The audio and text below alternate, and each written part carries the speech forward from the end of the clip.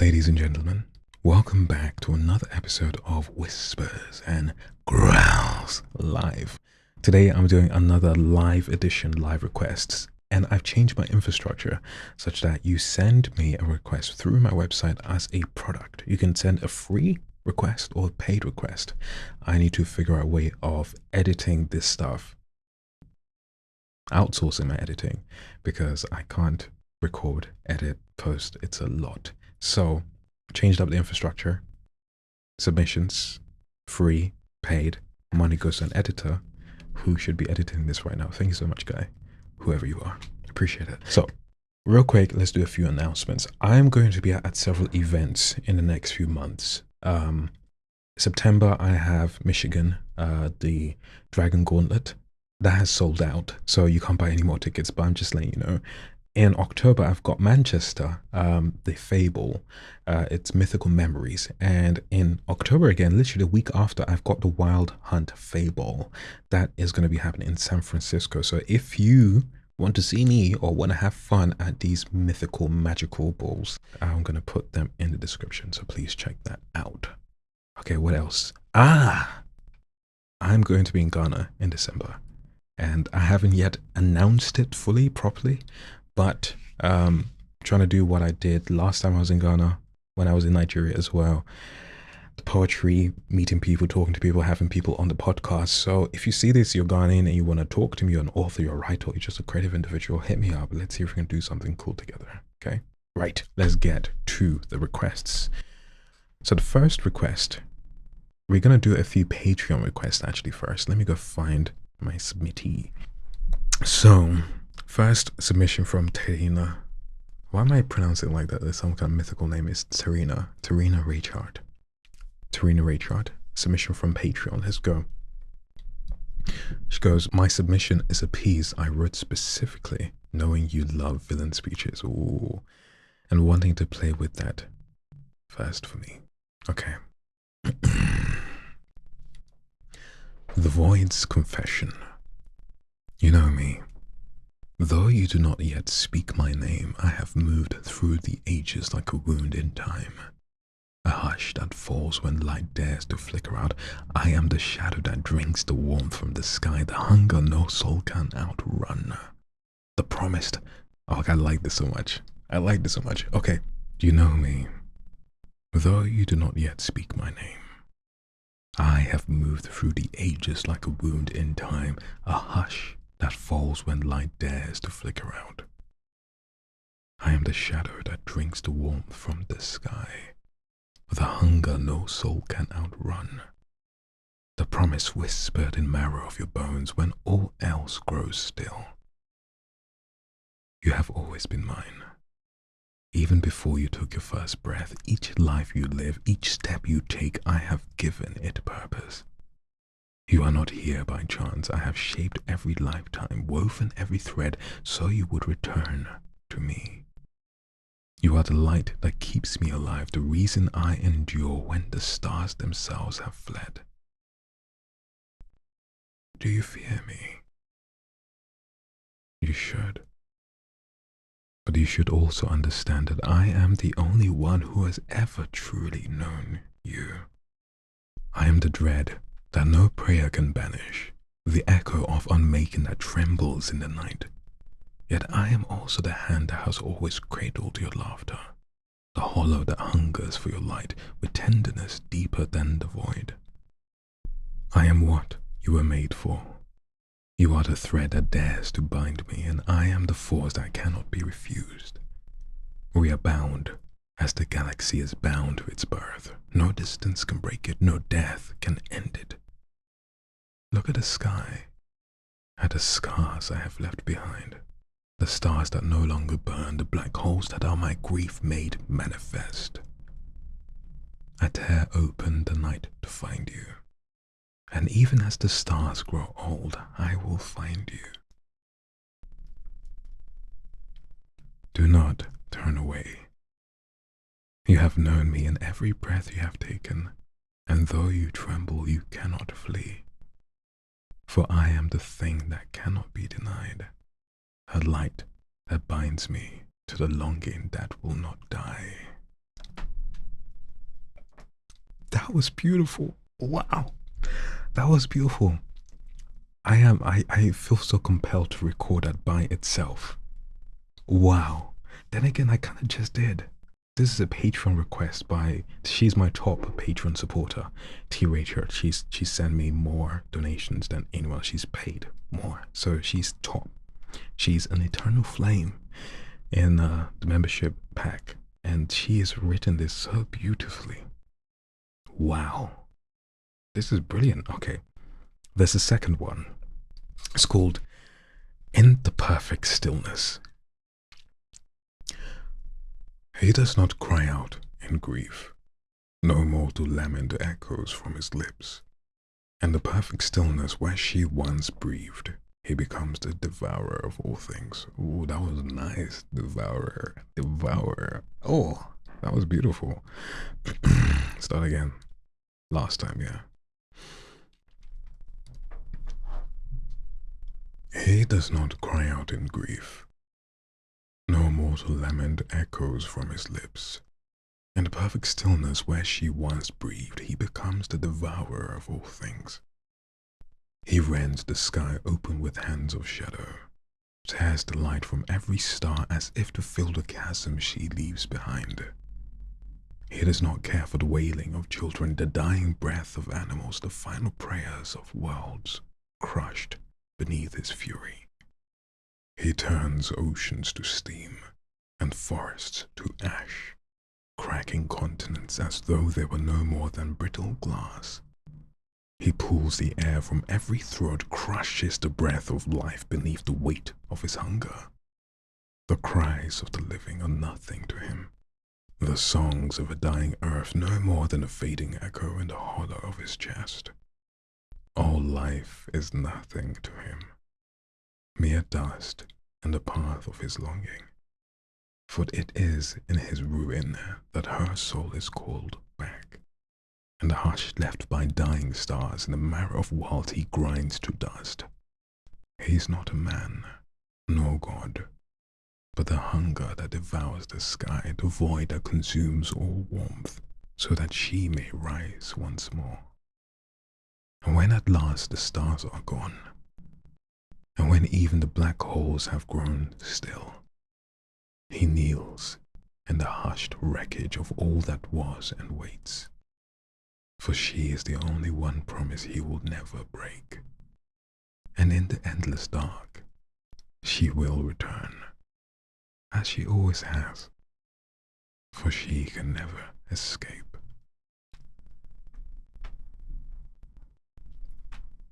Do you see these goose pimples? These goose pimples on my forearm. Wow. What is this about? Tarina, you have to write a book, please. Wow. That was beautiful. I keep seeing that word. I need to have more words to describe beautiful works. Yeah, so that was from my Patreon subscriber, my Eternal Flame. Okay, let's move on to the first submission.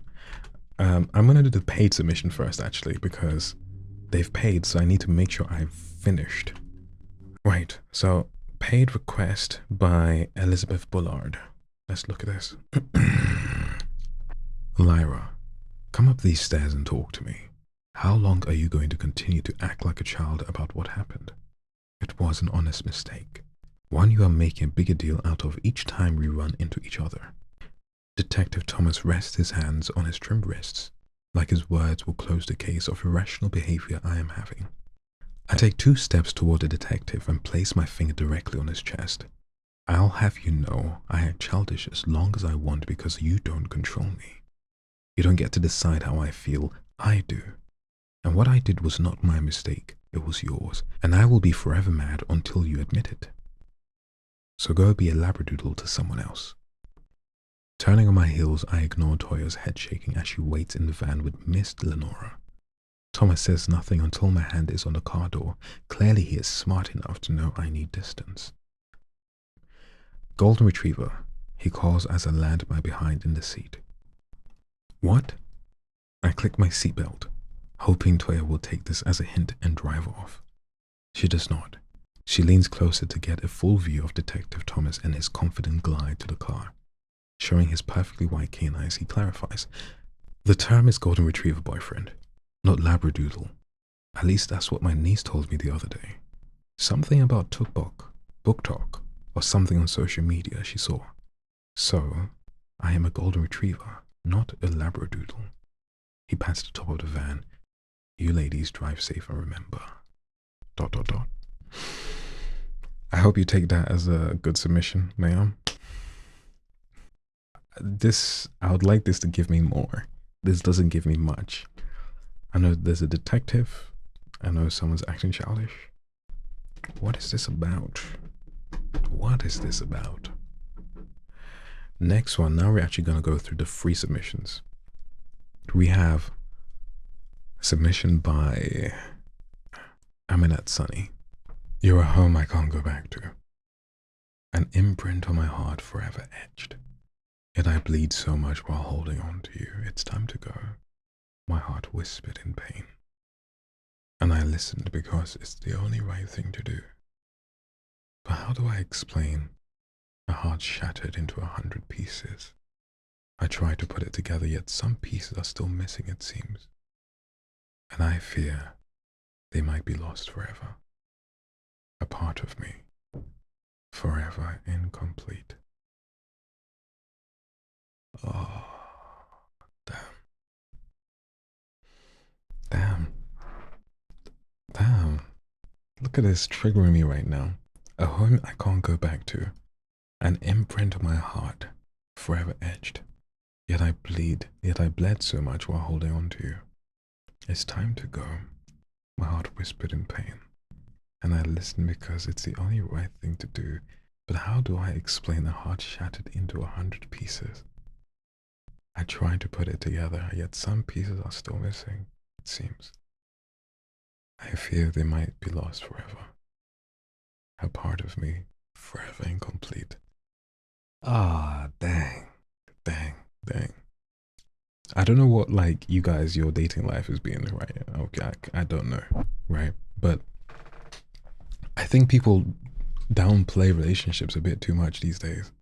You feel me? Like, people seem to like jump in and out relationships and like breaking up and having like like a whole bunch of stuff. And I think a little bit is lost. A little bit is lost. A little bit of the sacredness and the bond that you share with this other person seems to be lost. You feel me? I don't even know how to express what I'm trying to say, but the idea like you've broken up with someone, or maybe they've passed away, or maybe it's not even about a relationship. Maybe just about letting go of someone that you were really attached to. And a part of you is now missing because they are no longer with you. And it's like a deep thing, you feel me? Damn. Okay, let's move on to the next one, please. I have Ajla Mehić next. It's a medium one. On birthmarks, a theory. Oh, I saw a little bit of this, and this is almost spicy. She almost got me. I thought she was being spicy, then I read the title, I was like, wait, okay, this is alright. On Birthmarks, a Theory by Ajla Mehić, maybe? Sorry, I mispronounced your name.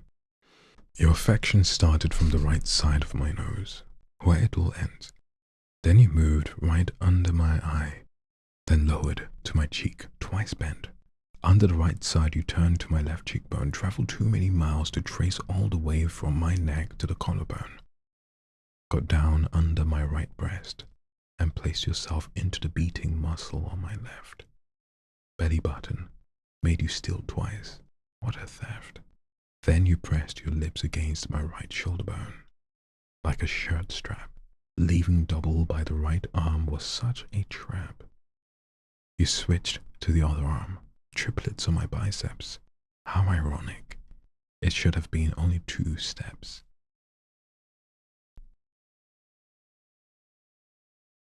And to make sure I was loved, under my right elbow you left a blooming field. Those are the only locations on my body that have healed.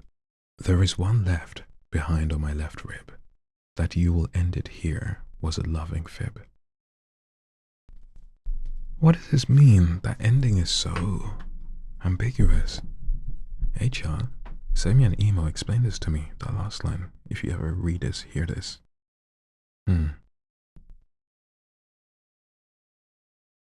What does that mean? I like this. I'll say I like this though.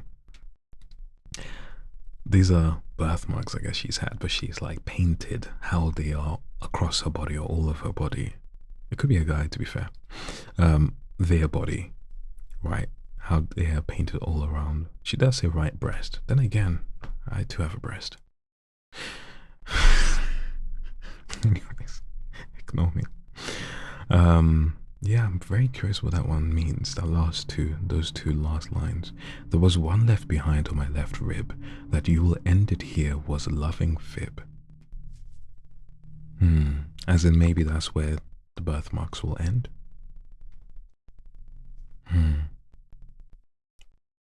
Fair enough.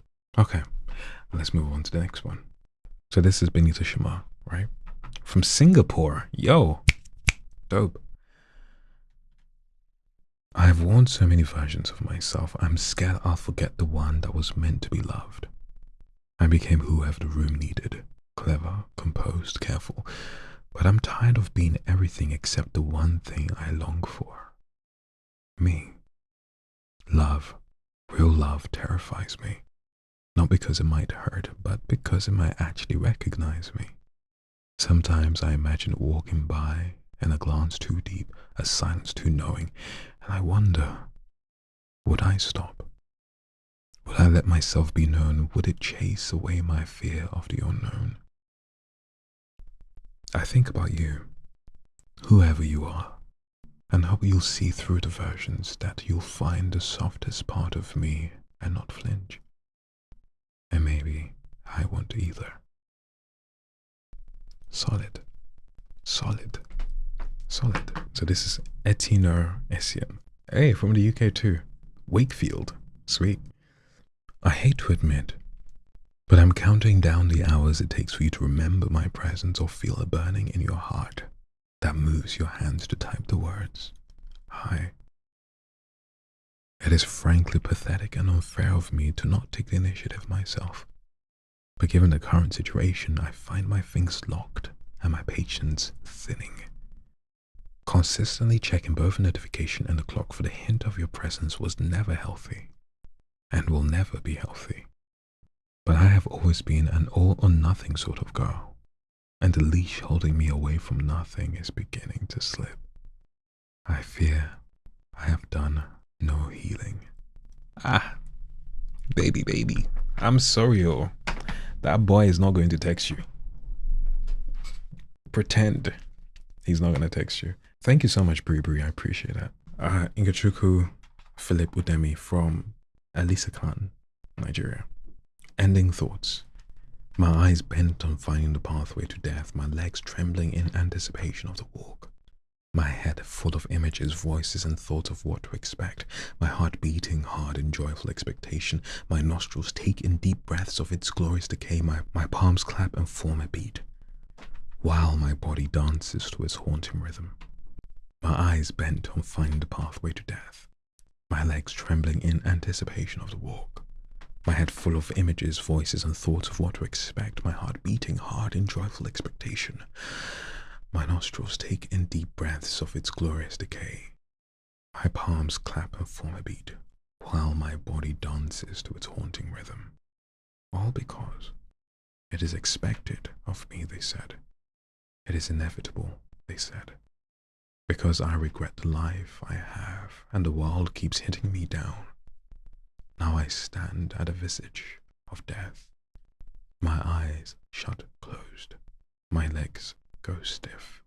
My mind falls silent. My heart stops. My breathing halts.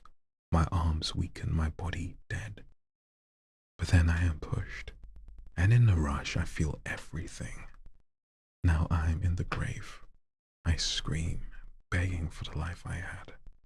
But the coffin, my forever little room, holds my cries. Now I am lifeless. The wind blows away my existence, just a memory to those I loved, and those who once loved me. I can't say the next line. I'm not going to say the next line because it breaks the entire thing. I think it's perfect with the last two lines. I'm gonna leave it like that, and now I'm gonna say the next line. Do not contemplate self-deletion. Each day brings a new hope. But I think it's perfect without it. I think it's sad. I think it's gruesome and grotesque. Just a memory to those I loved, and those who once loved me. Yes. Let's leave it at that. It's nice. Jedidiah, you're next. I pray your space in hell is cold, and you shiver so much your bones echo. 'Cause wouldn't it be ironic and downright poetic that the devil incarnate begs for hellfire to be whole? I don't know if that sentence finishes completely. That the devil incarnate begs for hellfire to be whole. I'll read it as it is. I like those first two lines. I don't know if I like the first four lines. I don't know if that last line hits as much as I needed to hit. You feel me? But let's go. I pray your space in hell is cold, and you shiver so much your bones echo. 'Cause wouldn't it be ironic and downright poetic that the devil incarnate begs for hellfire to be whole? Lovely. We just have F. This is by Lake of Words on Instagram. Burn the pages and cathedrals. I have found a place to rot. All the anguish in the world couldn't take me from the spot. From the palaces to ruins, from the gold I weave regret. A King Midas in reverse is a curse you might forget. Yet my character is strong, but my tongue might be too sharp. I say love, it comes out wrong. What you hear is spite and dark. I fall angry at your feet, begging, Father, please forgive me. At the throne, an empty seat, no one's ever coming near me. I don't remember how to pray, I can't find a way to free me. I keep going. Either way, my faith is far and lost at sea. But my fear is very near, and the guilt will never leave me. Put a stake in my heart and fire up the pyre. Accidental heresy will cast you from the spire. Yo, I like this. I really like this. Okay. Guilty pleasure, right? This line that goes, and you guys are gonna be like, Michael, you're being weird for this, but it goes, I fall angry at your feet, begging, Father, please forgive me. I mean, I did it myself. I made it spicy. I made it, you feel me? I made it weird. But like, some words, when you're able to take them and like, you know, it adds a bit more spice, a little bit more, you know, je ne sais quoi. Begging. Father, please forgive me. Father, please forgive me. You see what I'm doing? It's mad. Let's move on. Ositelu Mia. I think the title is You Come Back to Bleed Me. You come back to bleed me. How do you do it? Make me bleed. Then leave me trembling in the silence you created like a god who destroys and walks away. You wait, patient as a vulture for my wounds to close, for me to smile again, for breath to return to my lungs, and then you come back. Not to stay, not to love, but to rip the healing open with the same hands that once held me. You wear my pain like perfume, return to my life just to inhale the scent of what you ruined. You don't want me whole. You want me hurting, cracked, open, aching for the version of you that never existed. You call it love, but it's cruelty wrapped in nostalgia. You name it fate, but it's just you feeding on a girl who still remembers how to miss you more than she remembers how to breathe. Okay. That was beautiful. Thank you, Midnight. Thank you. I enjoyed that. I'm gonna put it in my favorite submissions. Okay, we have Sharil Miller next. Ashes and wine. Pouring a glass from a bottle of Cabernet alone in the dark.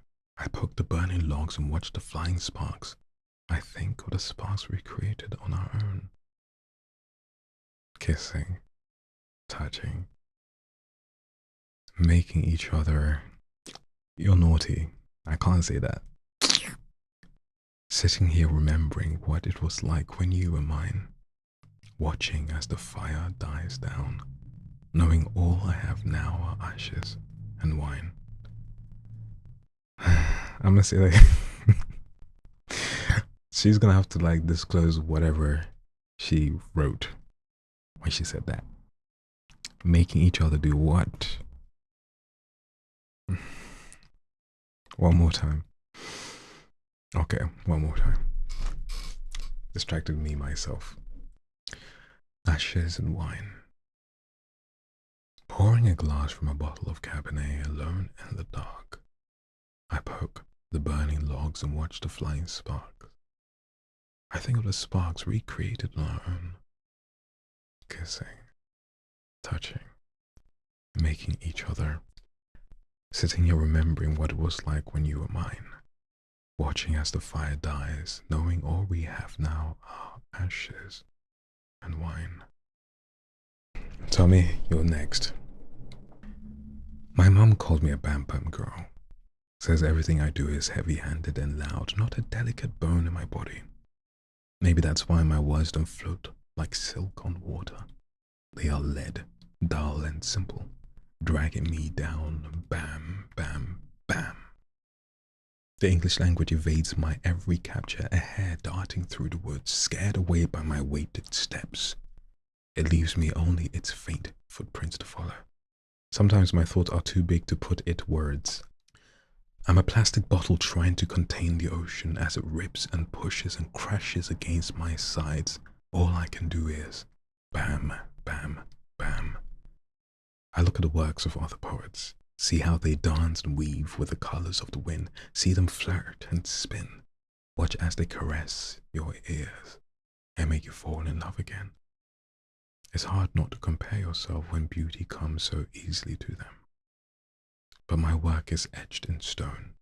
Watch as it drags and chips along the ground. It is heavy-handed and loud. Listen close as it bam, bam, bams. That is beautiful. This is the kind of poetry that you read in like school. It's good, and I feel like it's academically, it'll make people happy academically. Okay, next one. Tierra Cox, you're next. I am king, he continued, voice low and solemn. I've never had to want. Whatever I lacked, I commanded. Whatever I dreamed, I was handed. Power, obedience, loyalty. They come to me without question. He kept his stare on the reader, making her skin tingle with desire. Reaching forward, he placed his hand on the table between them, touching its surface like he might her, if he could touch her. But desire, that is something far rarer. I have so few desires, Narita, so terribly few. His voice trembled, not with fear, but with restraint, as though holding himself back from falling to his knees. And you have been the only one for 8 years. Cool. Not again. Your eyes are like meteors. This is by Tahreeq Meyer. Your eyes are like meteors, burning in the stratosphere, searing an unforgettable memory into the souls of the lucky few who catch your gaze. Your beauty is unmatched by the goddess Aphrodite herself. Your mere existence is enough to make men revel and regret that they will never lay their eyes upon your smile. The fortunate are granted an amount of joy and satisfaction so bottomless that mere remembering memories will push them through any and all suffering, like a light that shines through a tunnel filled with ink. Finally, there is your voice. Oh, how undescribably heavenly. Oh, how incomprehensibly enchanting. There is no comparison. The greatest speech ever given, the greatest song ever written, the choir of the angels themselves all fall silent, as nothing more heavenly has ever graced their ears. Your voice transcends the physical limits of the aerial vibrations we call sound, speaking without language, singing without songs, painting in colors absent from the rainbow. This is all going to be posted on my podcast, Whispers and Growls, by the way, in case you don't know yet. Mirror. A mirror. Okay, this is by Rebecca Ogunnaike from Ibadan, Nigeria. A mirror. An incubus and a siren. Stand there with your back turned to me as I chant spells. Spells that have you levitating, the candles bathing you in a wondrous light. Light so golden, it mirrors your halo, my angel. Angel of the forlorn, touched, starved, and stood up. Sit there. Now facing me, your pretty face is a delight to see. See your beautifully toned body. A work of art. Art that should be splayed in my bed, draped over my skin. Skin so flawless, ever so pristine and smooth. Lie here, you succubus from hell. Lie here. Here is where I first met you, you thief. A thief stealing my innocence and choice, leaving me wanting you, wanting more, stoking the flames of my desire.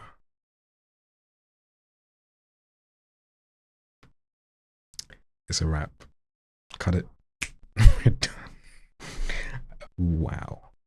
Okay, you know what? Well done. This was a fun episode.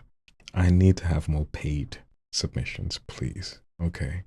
If you guys enjoyed this, send gifts, like this, share this, subscribe to the YouTube, subscribe to the Spotify playlist, everything. Just subscribe to stuff, support me. Thank you guys for joining another episode of Whispers and Growls. Today has been a spectacular episode. Tested this new infrastructure and I think it worked really well. Yes. So, next one, I don't know what I'm going to do. I might do a prompted one. We'll see. Stay tuned. Yeah, stay tuned. We'll see what happens. Right. Stay alive.